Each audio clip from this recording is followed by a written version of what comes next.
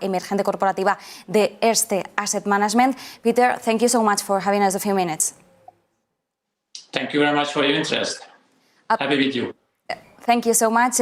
Peter, we are paying special attention to Russia and Ukraine crisis and its impact in markets. How can this conflict affect fixed income?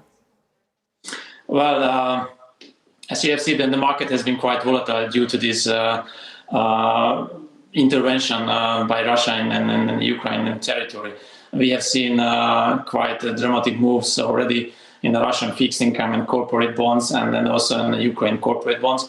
The market is also very shaky with very wide bidder spreads, and the market is and the market participants are just very unsure how this situation is gonna get solved.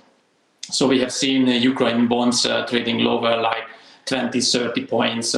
And also Russian corporate bonds has been very weak all the weeks before, and also today they dropped like 5 to 6 points. So the market is very nervous. And with this market scenario, which opportunities do you see? We are talking about countries, sectors, companies. Well, in Russia we have been overweight last year because Russian corporates has very low leverage, and they were trading quite attractive versus the whole market. But with the political situation changed basically very rapidly, we went from an overweight to an underweight positioning. So that's how active manager need to react to changing situations. On Ukraine, we have been also overweight, as there have been a lot of companies in the raw material and mining sector, steel sector, which have quite good fundamentals and very stable fundamentals, to put it shortly. And then they have been trading already with a nice carry, so we decided to keep Ukraine at a neutral level and watch the situation, how it evolves. And potentially there will be a situation where we can add to our position in those countries. Generally speaking, on the market, we think that this rate rise in the U.S. Treasury market is putting some pressure also in other fixed income asset classes like emerging market bonds or emerging market corporate bonds. But this pressure is not really warranted due to the fact that the fundamentals in emerging market corporates are very stable.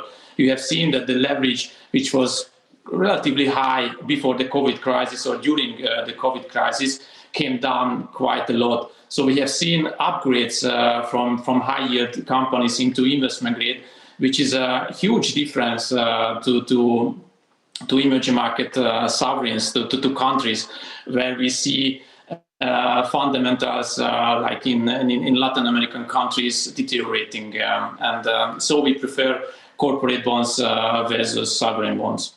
Mm-hmm. You talked about the interest rates increase, and investors now expect an increase in March from Fed. How these assets may behave once the rate hike cycle starts? Well, we think that, as I mentioned to you, the fundamentals are really good in emerging market corporates, so the leverage is really low. And despite these very positive facts, we have seen that investors are fleeing and dumping blindly positions in emerging market and emerging market corporates because they fear what happened in 2013 when the Fed started to withdraw some quantitative easing policies, and we have seen a flight from emerging market, and that could happen again. But as those time created a huge buying opportunity for this asset class for the coming years, we think that any sell-off in this very positive fundamental picture, we think that this sell-off won't last if there will be any, because as I mentioned, the default rate's gonna be very low due to the very low leverage, and people are, and the investors are already getting compensated by relative high risk premium in this sector. So we advocate investor to stay put and use basically the weakness in this sector to add positions, and they may reduce treasury bonds or government bonds, but corporate bonds provide a nice carry versus US treasuries and then government bonds, and their stable fundamentals allow us a default-free environment, so people just can earn this very nice low default probability carry for the time being. So we are positive on emerging market corporates. And putting emerging corporate fixed income as an opportunity, how do you see this asset, and what represents a better investment opportunity, corporate fixed income or sovereign fixed income? Well, that's indeed a very important question, and thank you for that. Because as I mentioned briefly in my previous answer, we have seen that the corporate bond fundamentals have been on improving trend. If you see leverage from mining companies from Brazil or from Peru, or paper and packaging companies from Brazil, they managed to reduce leverage and they have very sound fundamental profile. They have the power in the market to increase prices so they can defend their margins and profitability. A very strong contrast to that is the country fundamentals.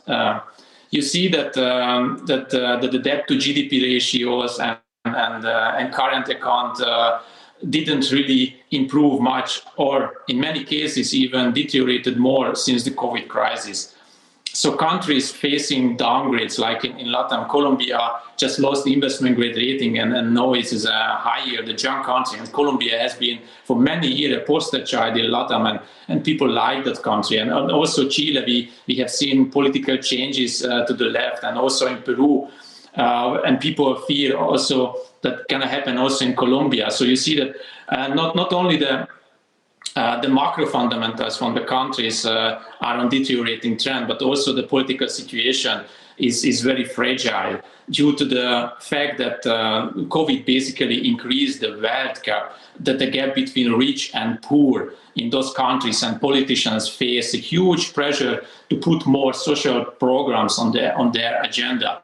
So that means that we can't expect any meaningful improvement from fundamentals on the countryside. And as I mentioned to you and showed you, we see an improvement on the corporate side. So it's like two trains going into different directions, corporates and sovereigns.